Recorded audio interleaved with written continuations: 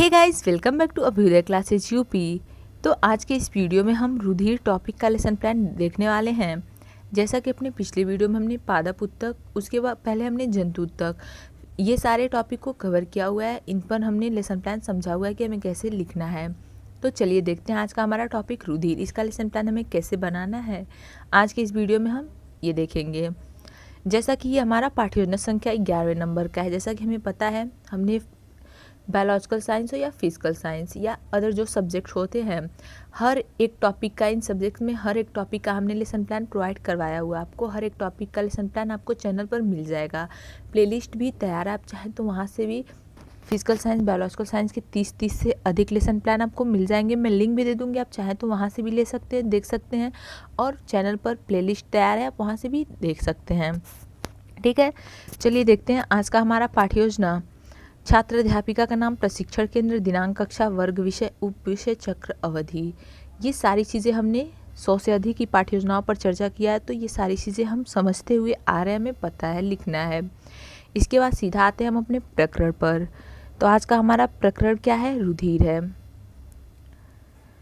ठीक, इसके बाद सामान्य उद्देश्य लिखेंगे हम, जिसमें लिखेंगे 7-8 पॉइंट्स हम लिखते हैं। जिसमें पहला लिखेंगे छात्रों में जैविक विज्ञान के प्रति रुचि उत्पन्न करना।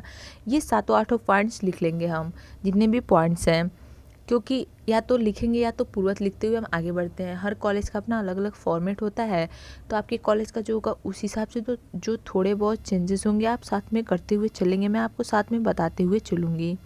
ठीक है, या तो पूर्वत लिखते हुए आप आगे बढ़ेंगे। इसके बाद हम विशिष्ट उद्देश्य लिखते हैं हमारा, जिसमें अनुदेशनात्मक उद्देश्य जिसे हम लिखते हैं। इसमें पहला ज्ञानात्मक उद्देश्य लिखेंगे, जिसमें लिखेंगे कि छात्र रुधिर के बारे में बता सकेंगे। दूसरा बोधात्मक में लिखेंगे कि छात्र रुधिर की व्याख्या कर सकेंगे। और तीसरा क्रियात्मक उद्देश्य में लिखेंगे कि छात्र रुधिर के ज्ञान का दैनिक जीवन में प्रयोग कर सकेंगे। ठीक, ये तो हो गया हमारा विशिष्ट उद्देश्य। इसके बाद सहायक सामग्री लिखते हैं। टीचिंग के दौरान आप जो भी चीज़ें यूज़ करते हैं वही लिखते हैं, जैसे चार्ट पेपर पर बना हुआ चित्र। शिक्षण विधिया में प्रश्नीकरण विधि, व्याख्यान विधि और प्रयोग प्रदर्शन विधि, ये लिखेंगे।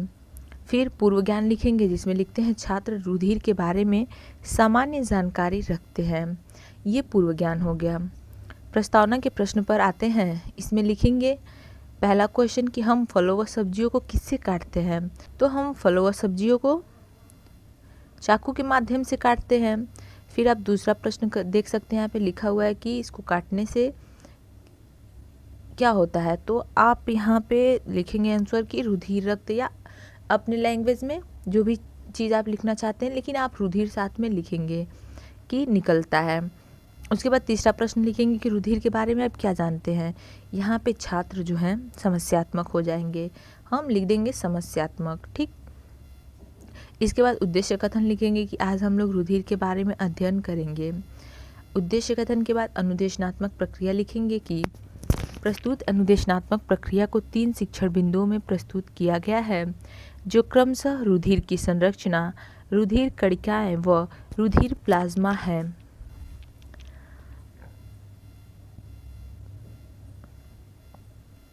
ये हो गया हमारा अनुदेशनात्मक प्रक्रिया। इसके बाद हम शिक्षण बिंदु लिखेंगे, जिसमें पहला शिक्षण बिंदु क्या है? रुधिर की संरचना। इसमें पहला क्वेश्चन लिखेंगे, आप स्क्रीन पर देख सकते हैं, लिखा हुआ है। हाँ, एक चीज़ और आपको बता दें कि जो अगला टॉपिक होगा हमारा लेसन प्लान का, वह होगा जैव विकास पर।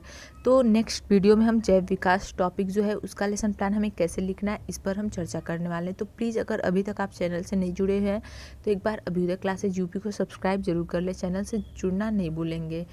और वीडियो आपको पसंद आ रही हो, हेल्पफुल लग रही है, तो प्लीज़ लाइक और शेयर भी साथ में करते हुए चलेंगे। दूसरा क्वेश्चन लिखेंगे, रुधिर का रंग जो है लाल क्यों होता है। तो हीमोग्लोबिन के कारण। इसके बाद मौन प्रश्न करेंगे कि रुधिर की संरचना के बारे में विस्तार से बताइए। यहाँ पे जो है छात्र हो जाएंगे मौन। फिर स्पष्टीकरण की ओर बढ़ेंगे। हम स्पष्टीकरण में लिखते हैं, रुधिर लाल रंग का शरीर की धमनियों में ठहरने वाला तरल पदार्थ है। रक्त सभी कशेरुकीय जंतुओं में पाया जाता है, जैसे मछली, मेंढक, मनुष्य आदि। मनुष्य के रुधिर दो प्रकार के होते हैं, रुधिर कणिकाएं और दूसरा क्या है, प्लाज्मा। छात्र छात्र ध्यान से सुनते हैं, आप लिख देंगे। यहाँ पे रुधिर का रंग लाल, ये सारी चीज़ें आप श्यामपट्ट कार्य भी साथ में करते हुए चलेंगे। श्यामपट्ट कार्य बिल्कुल भी नहीं छोड़ेंगे, साथ में करते हुए ही चलेंगे। ठीक, आगे बढ़ें अब हम अपने दूसरे शिक्षण बिंदु पर। क्या है, रुधिर कणिकाएं। ये हमारा दूसरा शिक्षण बिंदु है, रुधिर कणिकाएं। इसमें पहला क्वेश्चन लिखेंगे कि रक्त का रंग कैसा होता है, तो लाल होता है। दूसरा, मनुष्य के रुधिर के कितने भाग होते हैं, तो मनुष्य के रुधिर के कितने भाग होते हैं, 2 भाग। फिर मौन प्रश्न करेंगे कि रुधिर कणिकाएं किसे कहते हैं। यहाँ पे जो है छात्र हो जाएंगे मौन या समस्यात्मक। फिर हम स्पष्टीकरण लिखेंगे अपना। स्पष्टीकरण में लिखेंगे रुधिर का 40% भाग इनसे बनता है। ये 3 प्रकार की होती हैं। कौन कौन सी हैं तीनों प्रकार, लाल रुधिर कणिकाएं, श्वेत रुधिर कणिकाएं और रुधिर प्लेटलेट्स। ठीक, आगे अब एक एक को लिखेंगे। सबसे पहले लिखेंगे लाल रुधिर कणिकाएं। इसमें लिखेंगे समस्त रक्त कणिकाओं का 90% होती है। हीमोग्लोबिन नामक प्रोटीन के कारण इनका रंग लाल होता है। ठीक, उसके बाद दूसरा लिखेंगे श्वेत रुधिर कणिकाएं। इसमें लिखेंगे ये आरबीसी की अपेक्षा बड़ी तथा केंद्रक युक्त होती है। ये अनियमित आकार की तथा रंगहीन होती है। तीसरा लिखेंगे रुधिर प्लेटलेट्स। इसमें लिखेंगे ये आकार में बहुत छोटी, केंद्रक विहीन होती है। ये रुधिर का थक्का बनाने में सहायता करती है। ये तो हो गया हमारा दूसरे शिक्षण बिंदु का भी स्पष्टीकरण यहाँ पे कंप्लीट। आगे बढ़ते हैं हम श्यामपट्ट कार्य। आप देख सकते हैं यहाँ पे किया हुआ है। छात्र छात्र ध्यान से सुनते हैं, आप जरूर लिखेंगे। उसके बाद श्यामपट्ट कार्य करेंगे। तीनों के बारे में लिख देंगे, तीनों जो हमारा प्रकार है, आरबीसी, डब्ल्यूबीसी और प्लेटलेट्स। ठीक है, इसके बाद आगे बढ़ते हैं हम अपने तीसरे शिक्षण बिंदु पर। तीसरा शिक्षण बिंदु है रुधिर प्लाज्मा। ये लिखेंगे। इसमें लिखेंगे पहला क्वेश्चन कि रक्त का रंग लाल किस प्रोटीन के कारण होता है, तो हीमोग्लोबिन नामक प्रोटीन के कारण होता है। आंसर लिख देंगे छात्र छात्रा अनुक्रिया में। दूसरा क्वेश्चन लिखेंगे डब्ल्यूबीसी का क्या कार्य है, तो कार्य इसका क्या है, प्रतिरक्षा करना। उसके बाद तीसरा प्रश्न है रुधिर प्लाज्मा के बारे में बताइए। यहाँ पे जो है छात्र मौन हो जाएंगे। फिर हम स्पष्टीकरण देंगे। स्पष्टीकरण में लिखेंगे यह हल्का पीला चिपचिपा तथा पारदर्शी तरल पदार्थ होता है।